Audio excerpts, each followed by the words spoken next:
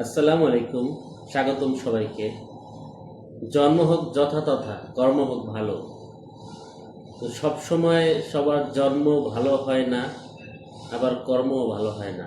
অনেকের জন্ম ভালো হয়, কর্ম ভালো হয় না। আবার অনেকের জন্ম খারাপ হয় কিন্তু কর্ম ভালো হয়।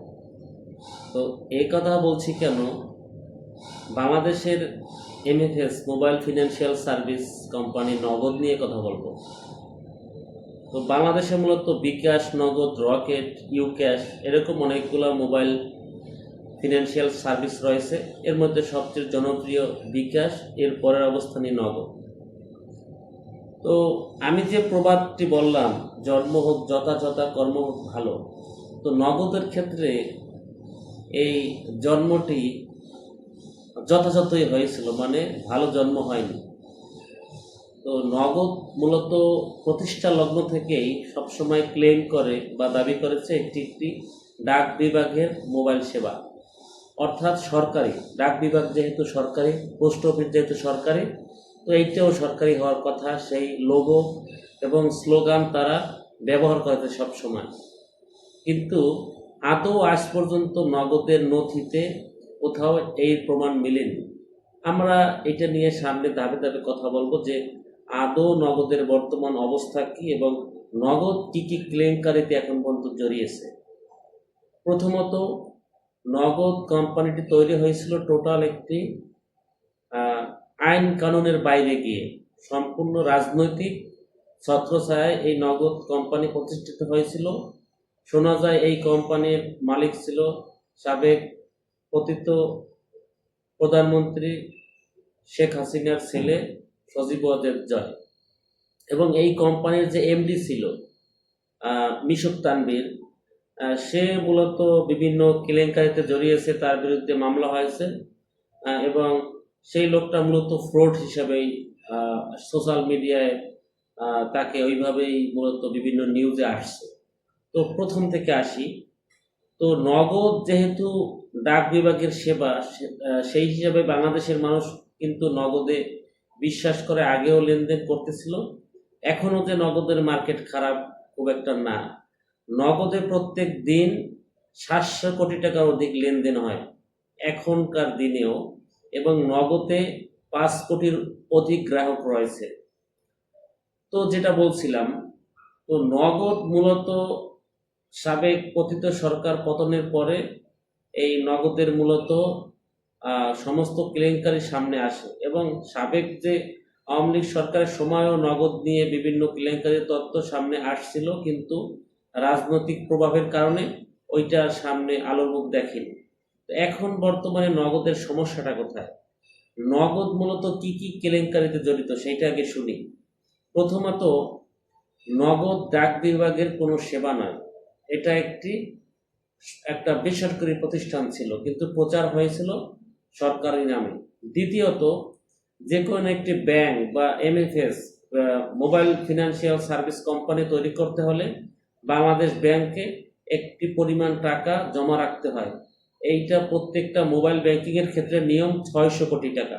অর্থাৎ যে কোনো একটি মোবাইল ফিনান্সিয়াল কোম্পানি যদি আপনি তৈরি করতে চান, আপনাকে 600 কোটি টাকা বাংলাদেশ ব্যাংকে জমা রেখে আপনার এই কার্যক্রম শুরু করতে হবে। তো নগদ কি করেছে, নগদ মূলত একটি টাকাও জমা রাখেনি। তারা ই মানি, অর্থাৎ এই মোবাইলের যে তাদের যে সফটওয়্যারের যে এই তারা ই মানি তৈরি করেছে, মানে টাকা জমা না দিয়ে তারা সফটওয়্যারে 600 কোটি টাকা শো করে তারা লেনদেন করেছে। এটা হলো তাদের প্রথম নাম্বার ওয়ান অপরাধ। দ্বিতীয় অপরাধ, নগদের বিরুদ্ধে 2025 সালে দুদকের মামলা হয়, এতে প্রায় 2300 থেকে 2500 কোটি টাকা পাচারের অভিযোগ। এরপরে নগদ এই যে ভাতার টাকা, বিশেষ করে সবাই আপনারা জানেন যে নগদের মাধ্যমে মূলত এই যে সরকারি প্রতিষ্ঠানের লেনদেনগুলো, তারপরে বিদ্যুৎ বিল থেকে শুরু করে বিভিন্ন ইউটিলিটি বিল, তারপরে বয়স্কদের ভাতা, তারপরে স্কুল পড়ুয়া শিক্ষার্থীদের উপবৃত্তির টাকা, এগুলো কিন্তু নগদ অবৈধভাবে, এই সরকারি যেহেতু তারা ট্যাগ লাগিয়েছিল, তারা এই সরকারি লেনদেনগুলো এগুলো সব তারা পরিচালনা করত। তো সেখানে একটি বড় অঙ্কের ভাতা টাকা তারা কেলেঙ্কারি করেছে এবং তারা মেরে দিয়েছে। তারপরে আছে নগদে অবৈধভাবে জনবল নিয়োগ, মানে নগদে যে সমস্ত কর্মীদের চাকরি করত, সেক্ষেত্রে তারা কোনো নিয়োগ পরীক্ষা না নিয়ে অনিয়ম করে তারা লোক নিয়োগ দিয়েছে। তো এই রকম নগদের বিরুদ্ধে অনেক বড় বড় কেলেঙ্কারির প্রমাণ পাওয়া গেছে এবং এখনো অনেকগুলো মামলা তদন্তাধীন। তো এখন বর্তমানে নগদের অবস্থা কোথায় আছে বা কি পর্যায়ে আছে? এখন মূলত নগদ আবুল খায়ের কোম্পানি অ্যাকোয়ার করা বা ক্রয় করার জন্য আলোচনা চলছে। বাংলাদেশের মূলধারা মিডিয়ায়, প্রত্যেকটা মিডিয়ায় এটা আসছে যে আবুল খায়ের গ্রুপ নগদকে ক্রয় করবে। তো সেক্ষেত্রে নগদের যে দায় রয়েছে 600 কোটি টাকা, এইটা আবুল খায়েরকে প্রথমে পরিশোধ করতে হবে এবং আর বাদবাকি 700 বা 800 কোটি টাকা, মোট 1400 কোটি টাকার চুক্তি হবে। এরপরে নগদ আবুল খায়ের গ্রুপ অ্যাকোয়ার করবে। তো আবুল খায়ের বাংলাদেশের একটি স্বনামধন্য এবং বড় ফিনান্সিয়াল বা কোম্পানি। তো আবুল খায়ের হাতে গেলে নগদ হয়তো বা আরো ভালো করবে বা বর্তমান যে অবস্থাতে সে অবস্থান ধরে রাখতে পারবে, সেটা সবার ধারণা বা আমারও ধারণা। আর নগদে আপনারা লেনদেন করবেন কি করবেন না, এটা মূলত আপনাদের দায়ভার। এখন পর্যন্ত নগদ ওই রকম যে অনেক ঝুঁকির মধ্যে আছে তা না।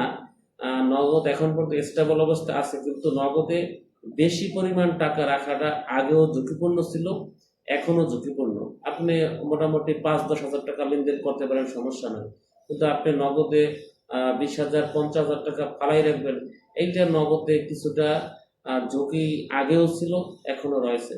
তো মূলত আমার এই তথ্যগুলো দেওয়ার কারণ, সত্যকে সবাই জানুন, সত্যকে ছড়িয়ে দিন, তাহলে সবাই ঝুঁকিমুক্ত হবে। বাংলাদেশে একটা প্রবলেম, একটা অকারেন্স ঘটার পরে দেখবেন সমস্ত মিডিয়া সেটাকে ফলো করে প্রচার করে, কিন্তু অকারেন্স ঘটার আগে কিন্তু ম্যাক্সিমাম মিডিয়া এইটা প্রকাশ করে না।